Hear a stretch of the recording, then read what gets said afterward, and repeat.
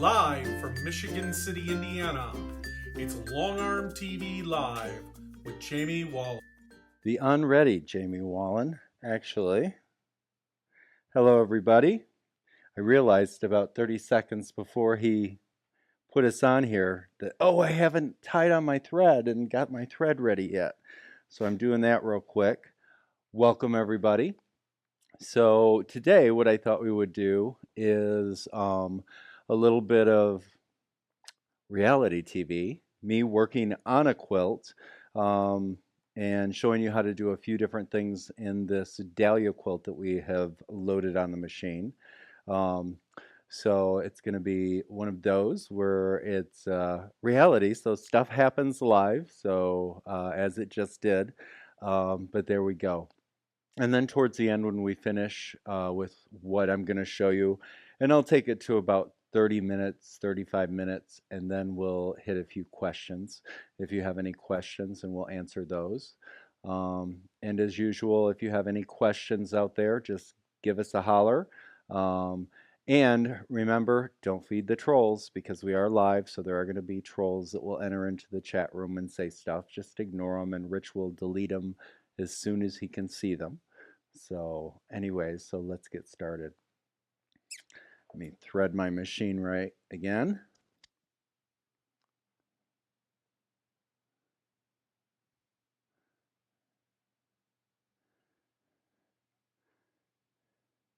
So we have a rainy day here and cold, and it's a perfect time to be in here quilting, that's for sure. And sadly enough, the last thing I actually feel like doing right now is quilting. I actually want to go read a book and cook because I did grocery shopping. I ran to the grocery store.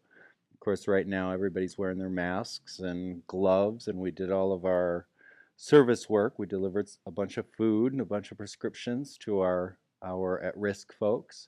So that went pretty good. I hope that you're safe wherever you are and you're minding all of the quarantine type rules to keep you safe. So let's hop down on the quilt and we'll go through that. So let me start off with saying so far on this particular piece what I've done is, of course, we did the cornerstone the other day, and now what we're going to do is we're going to ditch around the outside. What I did before we went live earlier is I went ahead and I ditched around here. So I had a few people ask me a few questions such as, when I'm working on a quilt like this that has this slight curve, and if I don't have, what do I do if I don't have the right curve? Do I try to get a custom curve? And my answer is kind of always, no, of course not. You're not always going to have the exact curve for something.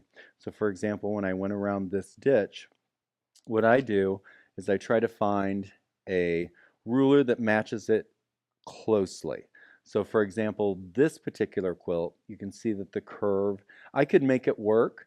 So as I would be quilting this ditch, I would just be, as I'm moving along the ditch, I would be shifting my curve to keep myself right in the ditch. But if you have other options, and this is our giant curve 1, which is a little bit less curve, but even that one, yep, I could make it work, except I have a bigger size. And we actually have these in the double curve sizes, except I had loaned it out and we are out right now, so I couldn't get one to actually show you exactly how I would use the double curve. So we're going to use the original single curve, the Mista Curve 1. And this is the super size, which I use a lot for dahlia quilts and those type of quilts.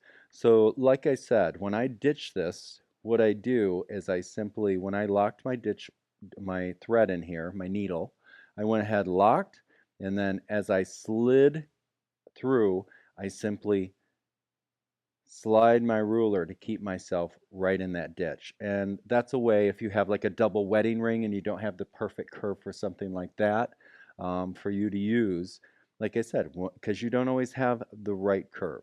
So let me just show you instead of talk about it.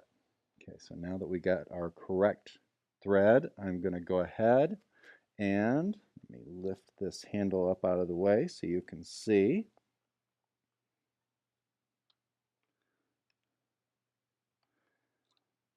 up. Sorry about my hand, everybody. Get that back. Wonderful. Okay, that's good. Use my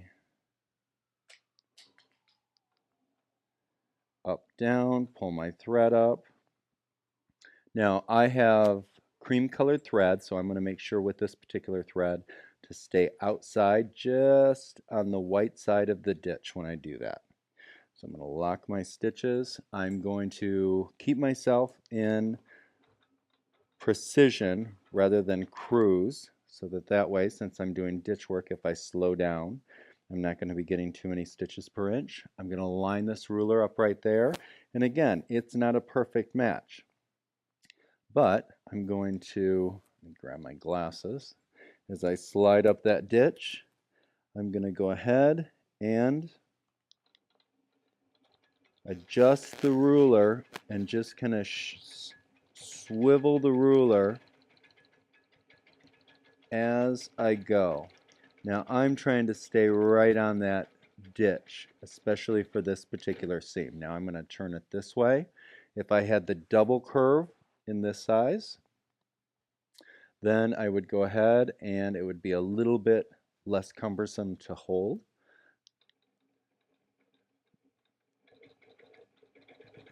Come up and go right along that ditch, and again I am shifting my ruler to stay on that ditch. Shift and turn the ruler, that's keeping me right on that ditch. I'm going to go all the way around within my throat space. Line it up.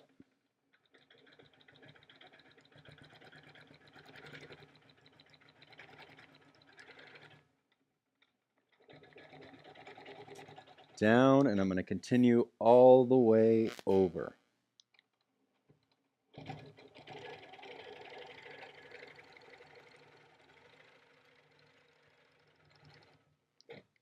Now on the inside here I actually used invisible thread, the superior monopoly that I talked about in one of my live tutorials last week. You know, it's a little hard to see with my hands right there, but I'm going to go ahead and I'm going to come all the way over here.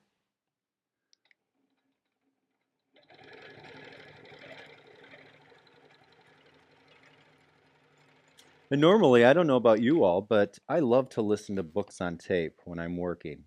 So again, it just helps with the tedium, and it helps kind of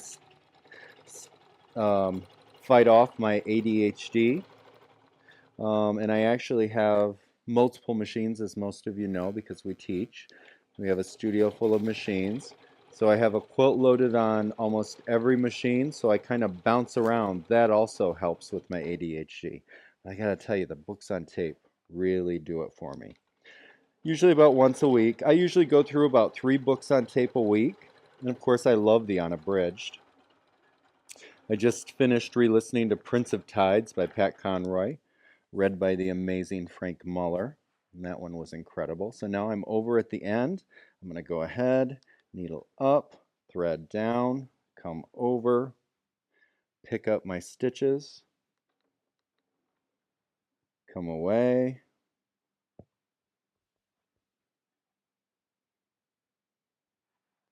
Okay, so now I have that part of my ditch out of the way. So Mr. Ritchie, if we can go back to start, please.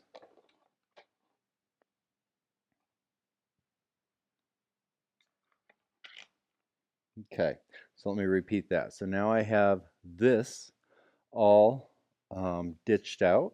And now what I want to do is, oh, and by the way, I got to tell you, I love these. These are my absolute favorite snips for the long arm. They're Karen K. Buckley, and I absolutely love them. And the little red-handled ones, and it's got a little scoop. It goes right under the hopping foot when you want it, and it just snips them. And these things can drop on the floor a million times and not dull or do anything bad like my other ones that I used to use. Okay, so now when I come over here, what I want to do is I want an echo on the outside because I am then going to put some filler out here. I have my cornerstone there to give it that wonderful texture. Now, my lady, I wanted to use gold metallic, but she did not want gold metallic, so I'm actually using a little bit of an off color of a cream colored thread. You can kind of see that texture there. So she will see the texture in her house, not in these type of bright light. So let me show you how I'm going to go ahead and echo around. So I'm going to grab my straight ruler, and when I started here, I simply lined that up right through the center, and I extended my blue line right out there, and I already did that, if you can see that. Mr. Ritchie, can you go in a little tighter on that so they can see what I did?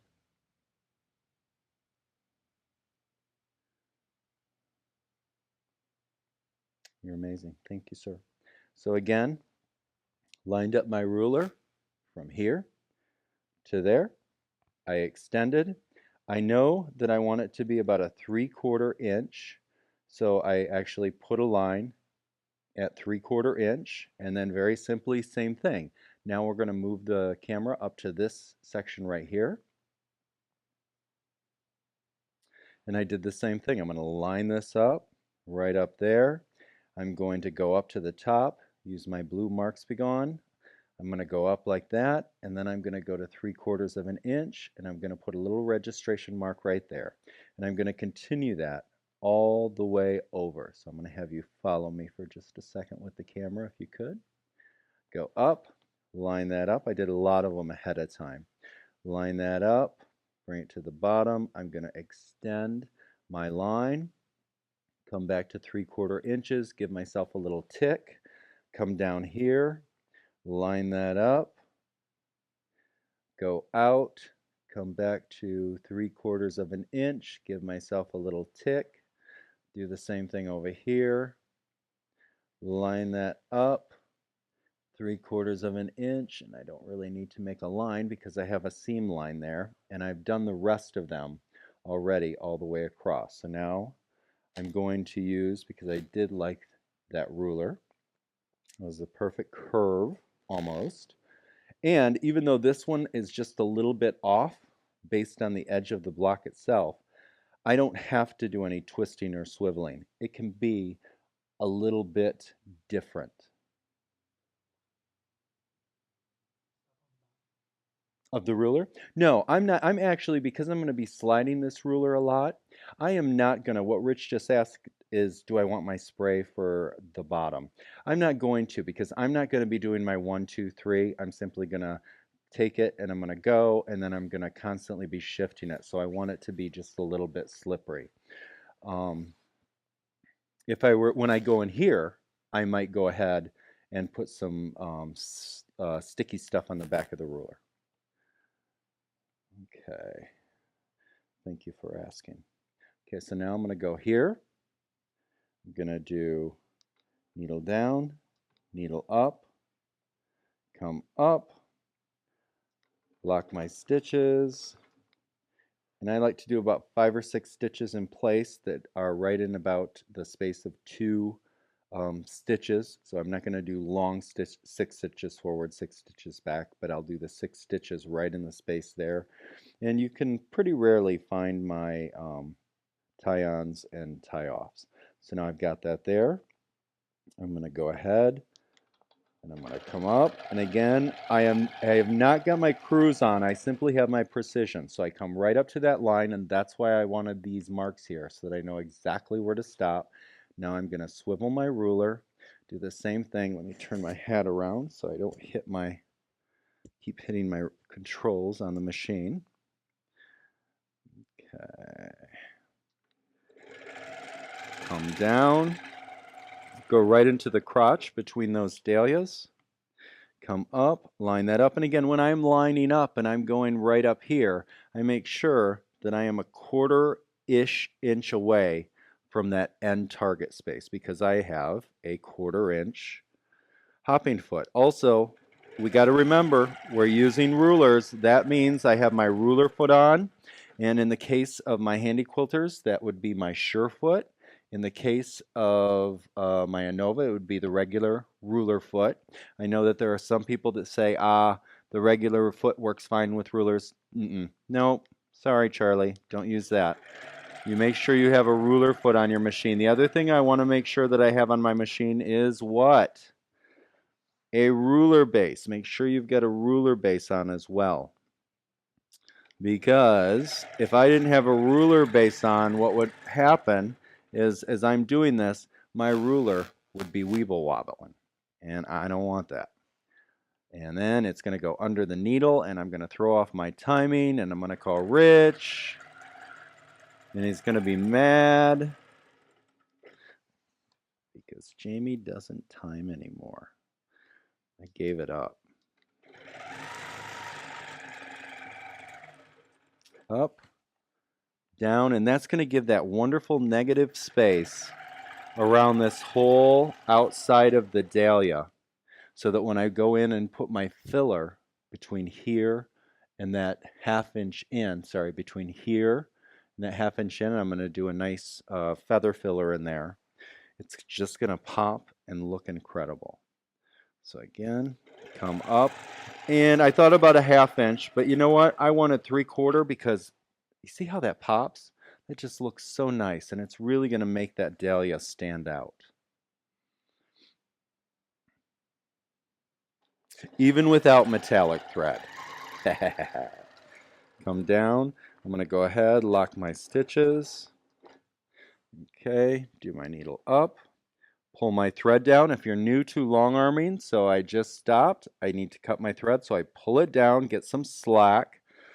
I pull away, grab the thread, hold the thread, come back to the spot, needle down, needle up, and then move that away while I hold the thread, and then my bobbin thread comes up to the top. I hold it tight, and now I pull it and pop it through and snip right at the quilt, and now I know that everything has been pulled up.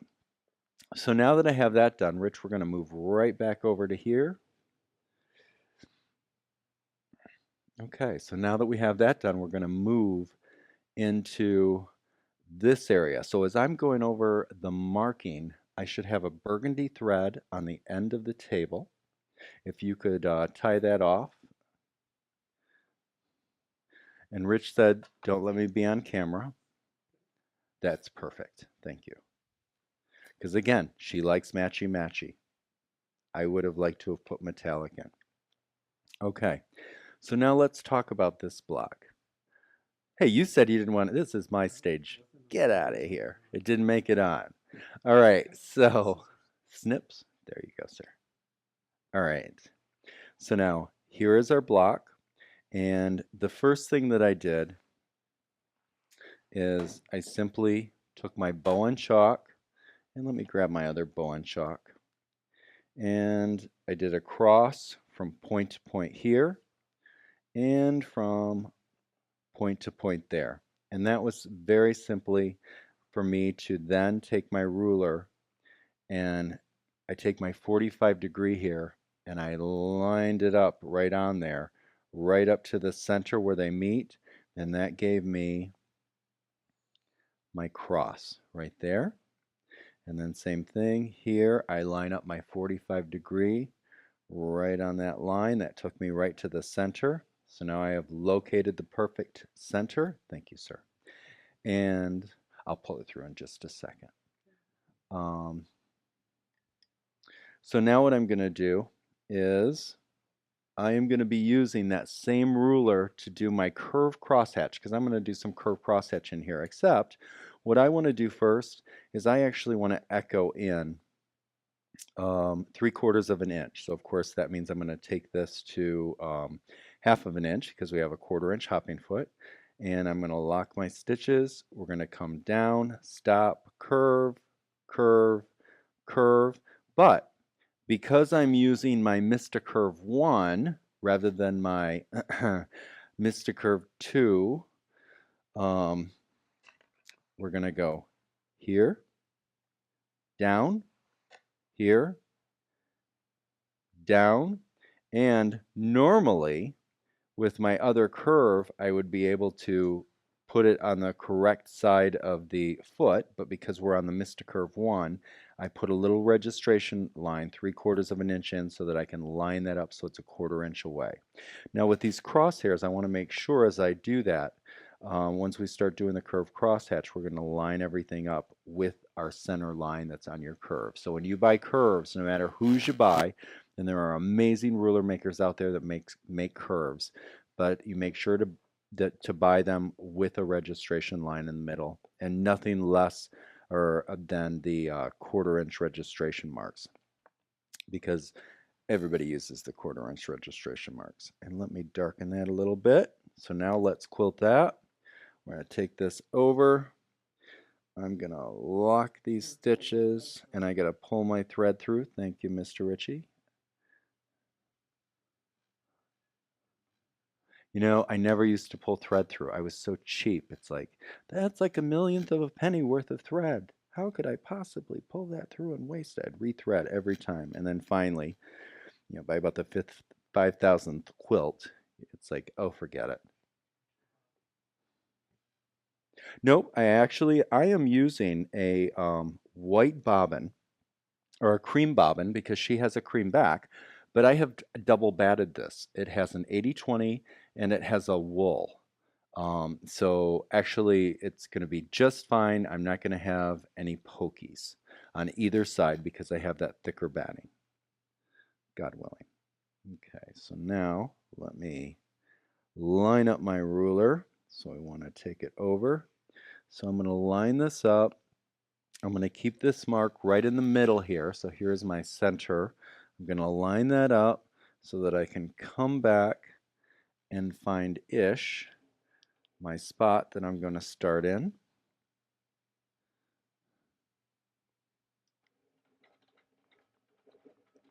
Lock my stitches. For those of you that do the burying your threads, God bless you.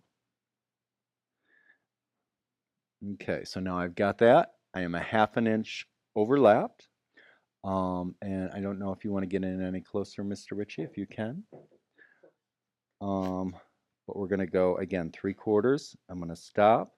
And then what I like, and that's another reason that I like having these X's here, is I'll know exactly where to stop with the thin white X's that I have there. Once I stop there, then I'll turn the ruler.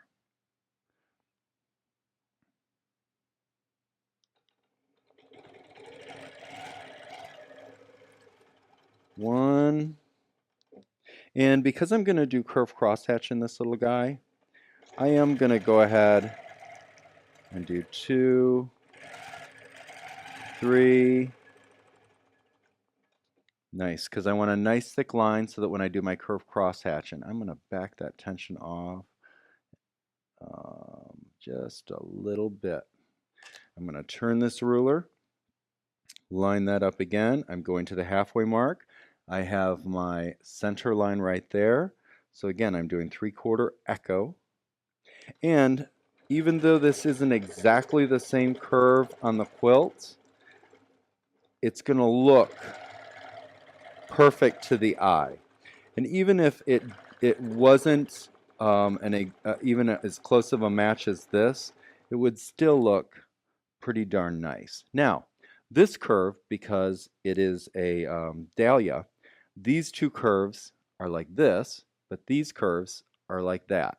So these are outer curves and these are inner curves. So now I'm going to go behind the foot here so you can see that. And I'm going to go about a 1/4 inch away from my registration mark. I'm going to line this up right behind there. Okay. And 1, 2, 3. Stop. Now I'm going to turn and repeat the same process right over here. So I'm going to be about a 1/4 inch away from there. I'm going to line that up. I know where I ended was right there, so I want to make sure that that's lined up. 1, 2, 3, Got it. That way that line is going to be a little bit thicker, and it will work well so that way when I do my curved crosshatch in here and I retravel that line, it's not going to stick out like a sore thumb where I have a single and a double and a single and a double, because now there's no single lines in there. Okay. Now what we're going to do is we're going to go, and I'm going to go ahead and I'm going to go from the inside, and I'm going to curve all the way down. Now, because of that, my natural inclination when I do the curved crosshatch is to come from this side, but this is not a perfect square. It is curve out, and then curve in, curve in. So what I'm actually going to do is I'm going to keep my ruler this way. I'm going to retravel this here so that way these all curve out to match that. And then I'm going to come here, and these will all curve out to match that. But I'm going to grab this ruler with my registration lines, and I am going to go ahead and do my, I think I'm going to use 3/4 inch. I like that measurement. 3/4 inch, 3/4 inch, 3/4 inch, 3/4 inch, 3/4, 3/4, so that means this bottom one is going to be about a half. So it's going to be a little shorter, but it's going to be that way on both sides, so it'll match up perfect. So now I'm going to turn this, and I'm going to repeat that down the side. We're going to go 3/4, 3/4, 3/4, 3/4, second guess myself, 3/4, 3/4, 3/4, 3/4. Okay, so that's good. Okay, and actually, why don't I just go ahead, and since I'm already there, I'm going to line that up, and this is very important again to keep that line right going across there so that way my curve doesn't shift as I work my way down. God willing and the creek don't rise. Okay, so I'm going to come down. And I see a few little pokies. I'm going to back my top tension off. Those little pokies are barely there, so they're going to sink right down once I remove this quilt from the frame, so I'm not real worried about it, but I did want to back it off just a smidge more. Okay, so I'm going to go over, stop, slide down, get my ruler in place again, and now I'm going to travel that ditch down till I hit the ruler, come back, stop, slide down. Remember, I want to be a 1/4 inch away from my little tick mark because I have my 1/4 inch hopping foot. I also want to kind of look back here and make sure that I am on that line back here, because I could be on that line up here. I know I keep saying that to everybody when I'm working with rulers, but I could be on the line here and be off back here, and that's going to throw off my curve. So I want to make sure to realign that so this line stays on that curve. 1/4 inch away-ish. Ish is good. You want to remember, you're not a computer. We don't have to pretend to be. Stop, slide down, line it up, get about 1/4 inch away. Make sure that I'm lined up there. Everything looks good.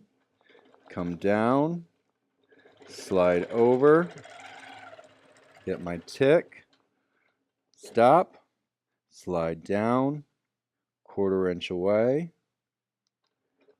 come down, hit the tick, make sure I'm lined up, which I did, stop, slide down to that last guy, come down, line it up, come back, and since it's the last one, I am going to go ahead and I'm going to bring it back,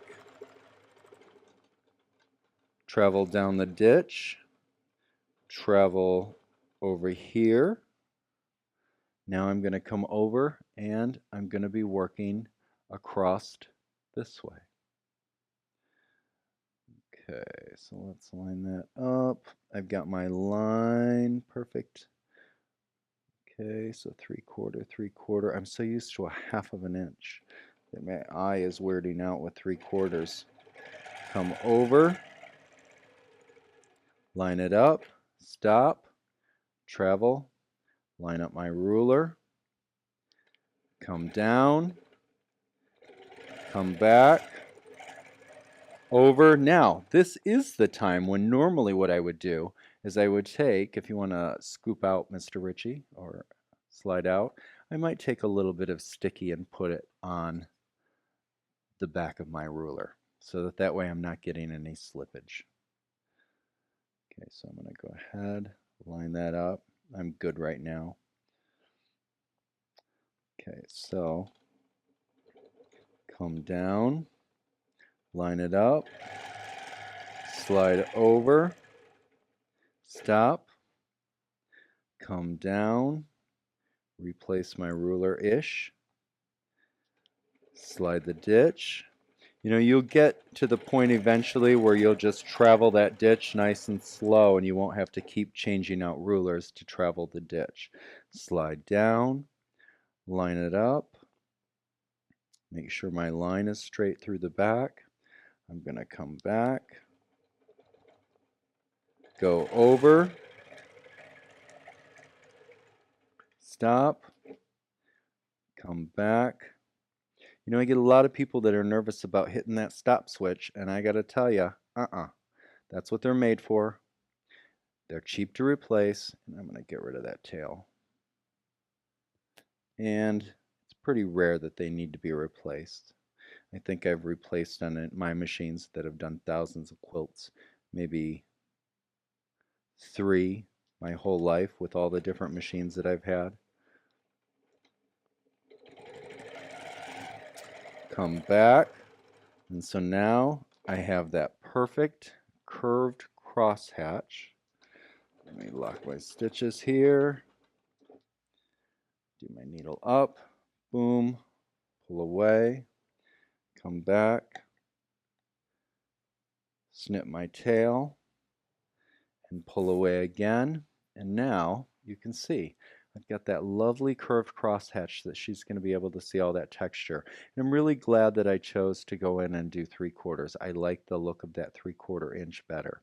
Now where you see some of the pokies where I first started, what's going to happen when I remove this quilt from the frame is those little pokies are because he's got the camera right down there.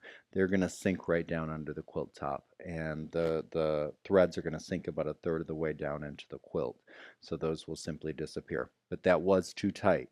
And once we backed them off, that's perfect because now that thread, bobbin thread, top thread is like this. And now it's just under the quilt surface. And so now when it sinks, it'll be right down between the two. There won't be any dark thread on the bottom or light thread on the top. So now let me show you one more thing, and that would be this guy right here. I'm going to go ahead and show you what I'm going to do in there. And then again, throughout the week, I'll do a couple more tutorials on a few different options that we can do in some of these dahlias. But we're going to take this. And what I decided to do with this one, I thought about going in and doing the 1/2 inch, 3/4 inch in, but I don't think so on this because she chose this because of these lovely butterflies and the stripes, and she did a wonderful job with the direction, how she cut each of these out. You can see they're all kind of doing this. And so what I'm going to do is I'm simply going to use these as a place to ditch, travel up, ditch, over, down, ditch, over, ditch, up, ditch, down, and ditch. I'm going to do that all the way across, which is going to give that texture. And then when I get into this one later this week, then I'll go in again. And I'll probably on this one go in about 1/2 of an inch rather than 3/4. And then I'll put something different in this particular one. So I'm going to try to keep a lot of them different so that way it'll bring the eye in and it'll make you move your eye around to see, oh, what'd they do there? So we're going to slide over here. Mr. Ritchie, if you could do me a favor while I am getting my ditch ruler ready, and could you swap my thread out again to that beautiful cream and it's kind of a brown creamish thread. And again, I am using a double bat. I am using an 80-20 along with a wool, and I am also using on this isocore thread, top and bottom. On a few parts, I'm actually using Glide. I'm a big 40 weight fan. Obviously, most of you know that already. So now I'm going to grab my ditch ruler, and while he's tying that on, I want to show you I'm actually using one of the new ditchers we have. And these new ditchers have tabs on them. And if you look at it, they're not tabs that go up against the seam, because I don't like those with a 1/4 inch here. They don't tend to work real well based on how the fabric is ironed. But I like a nice, I think this is what? This is a 1/2 inch tab, and it has a solid registration line, so that way you can line that up right on the ditch. So when I get to here, I'll line that up on the ditch here and down there, and that will help keep it a little more straight. And that's the new ditcher compared to our old ditcher, which doesn't have the tabs, which I love, love, love. Of course, this is always the ditcher of my heart. But this, we've had a lot of requests for, will you please get the handles on a ditcher with tabs? So we do listen to you, my dear friends.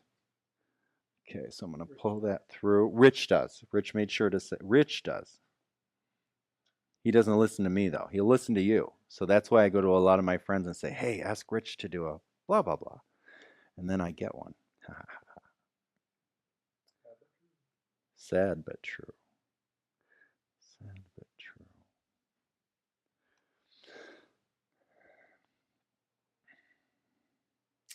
I will say this, he is my saving grace, and he takes darn good care of you all. And he loves you very much. I know that. And he spends a lot of time trying to make all of my amazing quilter friends very happy. And most of you know that. Okay, so I'm going to slide this over. I'm going to line that up. I'm going to go up. I think he's a pain in the rump, but that's just me. So, over, up, come down, only because he makes me sell off my stash sometimes. Hey, you've got too much fabric. We should sell that. Line it up. I have gone to hiding my favorite fabrics because I know. Come down, head up, and again I'm just going to follow that line right up there. And it's going to give me really diagonal piano keys right in this block. Slide the ruler, travel the ditch,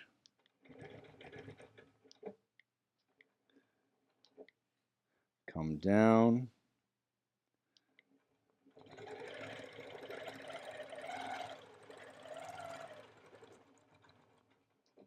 travel the ditch. I love this quilt. You know, I have my first dahlia quilt that I ever did like 19 years ago, which I have never finished because it looks like a giant bowl. And I really would like to redo it because you can't find that fabric anymore, and I actually do love it.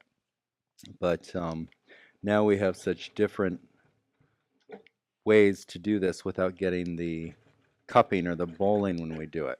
I think my teacher back then had us cut out paper templates. And I love for dahlias using the Marty Michel's. Her dahlia template set is tops. They're plastic, they're forever, and I love them. So if some of you would ask Rich to order some, then I can get one. Come up, slide in, come down. Thanks, Dad. Uh-oh. I'll have to read that. Was it for me or for you? For both of us. Oh, okay. Come up. Does it support me or support you? That's what I should ask. Come back up and down. So now I'm going to go ahead. I'm going to lock my stitches. Now, here's the thing. I don't have to lock my stitches. I can continue now. We've got that wonderful straight line piano key texture right along there. It doesn't take away from those beautiful butterflies. And I could simply slide over and continue all the way down, and I will do that a little bit later. But what I want to do now is simply to stop, take any questions. What I'm going to do is work on this evening. And then, like I said, later this week, I have this incredible quilt that a friend of mine, Brian Parton, I'm working on of his. It's a masterpiece. I can't wait to show you that. I want to show you a little bit of ditching around some intricate portraiture applique. If you're on my Facebook page, you've seen his piece. I've shown it a lot of times. Brian does these incredible art pieces that are just mind-blowing. So anyways, Mr. Ritchie, do we have any questions from anybody? And I know we have a 30-second pause. When you use the larger ruler, what size ruler plate are you using? You'll have to repeat the question. So when I use this giant curve ruler, what size ruler plate am I using? I am using, on the Handy Quilter, the regular base. So it's the regular size. Do you have one handy, Mr. Ritchie? You can grab. It's the regular size, and that's all I need, because wherever my machine, let me do this. Wherever my machine is traveling, the base is under it. So the base, let me come over here. I'm sorry, everybody. The base, the cameraman's looking for the base, is this wide and this deep. So it's a nice size. Let me see that. Thank you, sir. So this is the size of the actual base. So this stays on there pretty stable. But I will say this. It doesn't really matter, even with this ginormous guy. On my Novas, we make our own bases because we make beveled edges. And eventually I'd like to do beveled edges for my Handy Quilters. But the base is beveled edges, and it's pretty small. And even when I use this big guy, it still works great because, again, wherever the needle is, the ruler is there. So as I slide, now with a ruler such as this, and Rich, could you tighten in? Because this is kind of a good moment to talk a little bit about something. Ooh.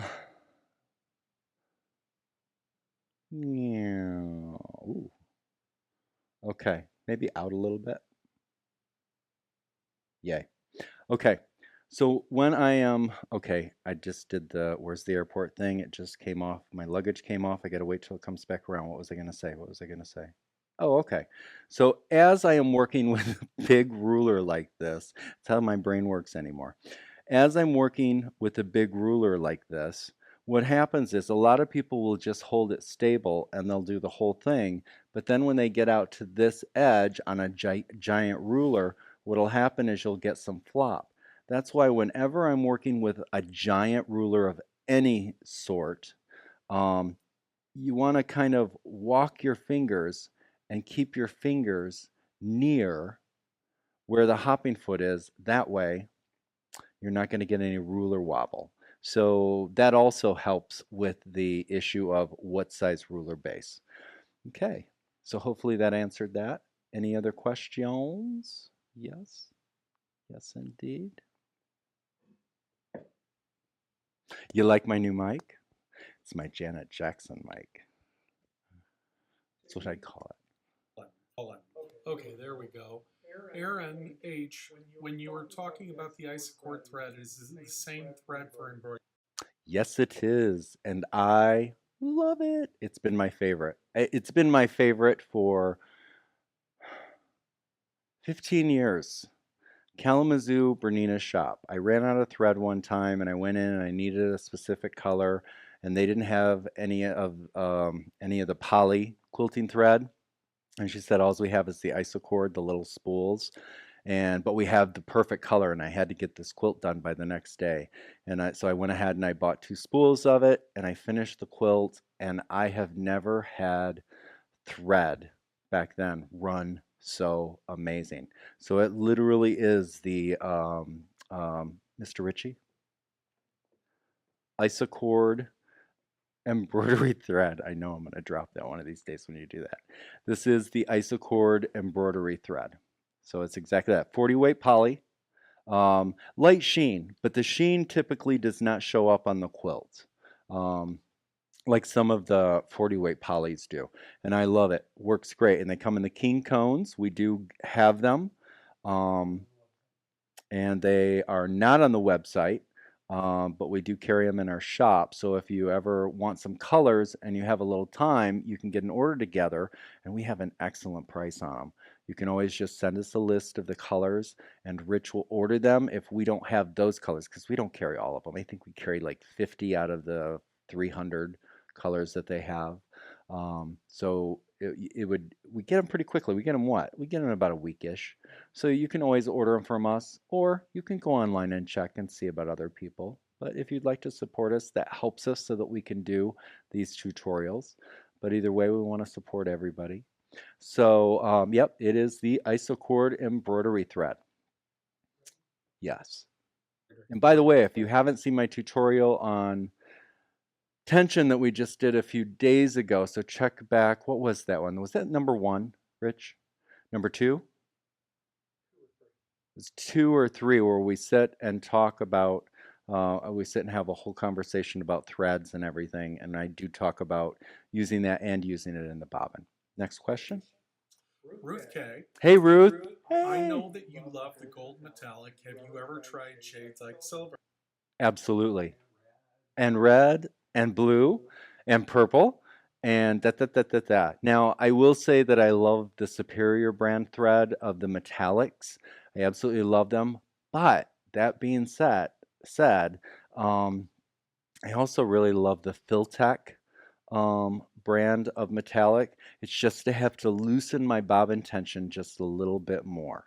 And I like some of their colors. They have a couple variegateds, but the one thing to remember is, of course, I'm using the 40 weight poly or the isocord, or some people use glide in the bobbin. You don't want a thread that's cotton when you use metallic. At least I don't, because I don't want to get caught on the sloughing from the cotton.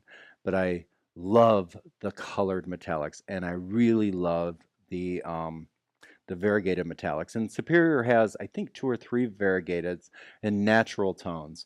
But Quiltech has this incredible jewel tone variegated that I just love. And I love that quilt you sent me. I can't wait. Can't wait. You're going to let me use metallic on that. Thank you. All right. So those are all of the questions that have come now. So this is Jamie and Rich from the Nostromo getting ready to sign off. As always, know you're loved. I know it's a rough time for everybody right now. Everybody's quarantined and staying safe, God willing, and wearing gloves when they go out and about. Or plastic grocery bags to grab door handles or cooler handles when you do go to the store. Don't take this stuff lightly. We need you around. And you are very loved. And take care of yourself. Take care of each other. And tomorrow we have another tutorial going up. And that is on the flurry hook feather filler, as well as a bonus block I have in there. And then throughout the next week, we'll be putting up some more tutorials. Right now, it's just a good time to be doing tutorials and work on custom quilts and clean house. I haven't done that yet. You are very welcome. Thank you for thanking us. And you're our family. See you down the road.